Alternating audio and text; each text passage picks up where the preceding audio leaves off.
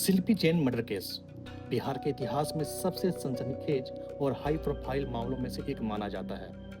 यह मामला 1999 में सामने आया था और तब से लेकर आज तक विवाद और सवालों में घिरा हुआ है। हाल ही में चुनावी रणनीतिकार प्रशांत किशोर ने डिप्टी सीएम सम्राट चौधरी पर इस मामले में शामिल होने के गंभीर आरोप लगाए हैं। प्रशांत किशोर ने सवाल उठाया है कि क्या उस समय सम्राट चौधरी आरोपी के तौर पर अनिश्चित थे या नहीं। बहरहाल इन आरोप प्रत्यारोपों को विराम देते हुए शिल्पी गौतम हत्याकांड की कहानी जानते हैं। 3 जुलाई 1999 की सुबह शिल्पी जैन अपने कंप्यूटर कोचिंग इंस्टीट्यूट जा रही थी। शिल्पी उस समय 23 साल की थी और पटना विमेंस कॉलेज की होनहार छात्रा थी। वहीं गौतम सिंह एनआरआई परिवार से थे। उनका परिवार ज्यादातर ब्रिटेन में था और गौतम राजनीति में रुचि रखते थे। दोनों की मुलाकात प्यार में बदल गई। 3 जुलाई की सुबह शिल्पी एक रिक्शे से कोचिंग जा रही थी। तभी गौतम का एक दोस्त उन्हें कार में बैठने के लिए कहता है। शिल्पी उसे जानती थी, इसलिए बिना शक के कार में बैठ गई, लेकिन कार उन्हें कोचिंग के बजाय अजनबी रास्ते पर ले गई। ड्राइवर ने कहा कि वे वाल्मी गेस्ट हाउस जा रहे हैं, जहां गौतम उनका इंतजार कर रहे थे। शिल्पी को शक हुआ, लेकिन वो वहां पहुंच गई। जैसे ही गौतम को खबर मिली कि शिल्पी को वाल्मी गेस्ट हाउस ले जाया गया है, वो वहां पहुंचे। वहां उन्होंने देखा कि कुछ लोग शिल्पी पर हमला कर रहे थे।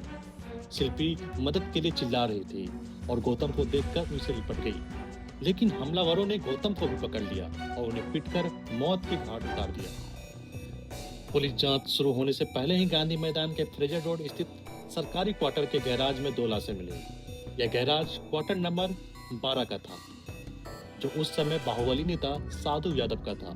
दोनों लाशें अर्धनग्न अवस्था में एक सफेद मारुति जैन कार में मिली थी।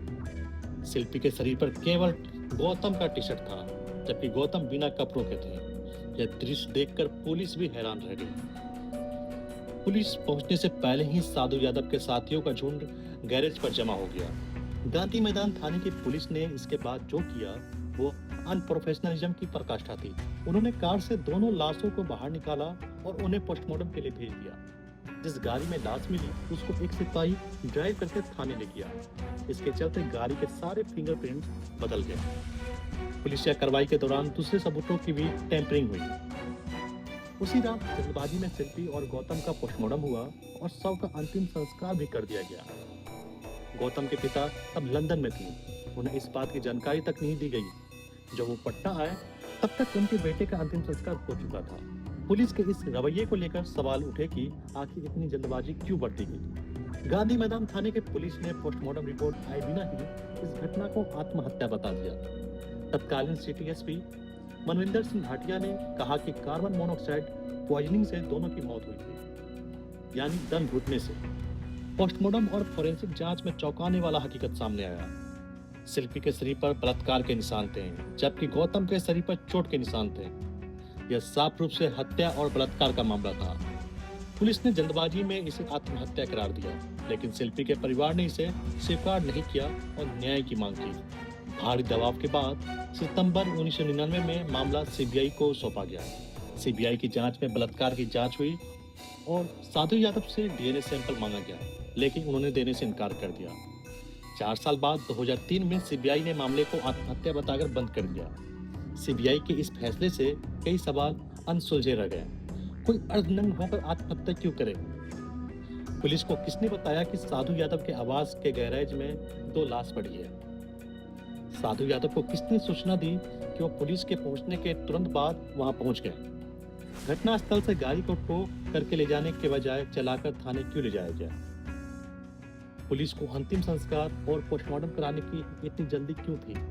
और साधु यादव ने डीएनए जांच के लिए मना किया तो सीबीआई ने कोर्ट का दरवाजा क्यों नहीं खटखटाया? सीबीआई की क्लोजर रिपोर्ट दाखिल करने पर जमकर हंगामा हुआ। शिल्पी के भाई प्रशांत जैन इस फैसले के खिलाफ थे। साल 2005 के आखिरी महीनों में उन्होंने पटना हाई कोर्ट में रीट पिटीशन फाइल किया, लेकिन 5 जनवरी 2006 को उनको किडनैप कर लिया गया। पुलिस में एफआईआर लिखवाई गई, लेकिन 1 हफ्ते के बाद अपराधी ने खुद उन्हें छोड़ दिया। इसके बाद प्रशांत जैन ने कभी उस रिट पिटीशन को फॉलो नहीं किया। सुबह 10 बजे करीब गई थी पढ़ने। 10 बजे के बाद जनरली 1 बजे 1:30 बजे तक आ जाती है। आज वेट करते रहे कि कोई फ्रेंड के साथ कहीं चली गई है या क्या है, तो घंटा 1.5 घंटा 2 घंटा और वेट करने के बाद फिर सब जगह फ़ोन वगैरह उसकी फ्रेंड वगैरह को किया गया, पूछा गया, तो कहीं से कोई पता नहीं चला। यानी मामला हमेशा के लिए पूरी तरह से क्लोज हो गया।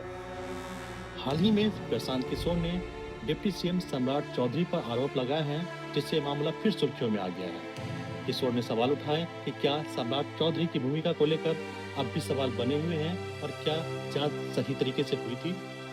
शिल्पी जैन मर्डर केस आज भी बिहार की राजनीति और न्यायिक व्यवस्था में विवादों का विषय है। इस सनसनीखेज मामलों ने कई सवाल खड़े किए हैं। परिवार और जनता की मांग है कि ऐसे मामलों में निष्पक्ष और पारदर्शी जांच हो ताकि पीड़ित परिवार को न्याय मिल सके। शिल्पी जैन और गौतम की मौत केवल एक निजी दुर्घटना नहीं थी, बल्कि बिहार की कानून, राजनीति और सामाजिक न्याय की गंभीर चुनौतियों को उजागर करने वाला मामला ही बन गया।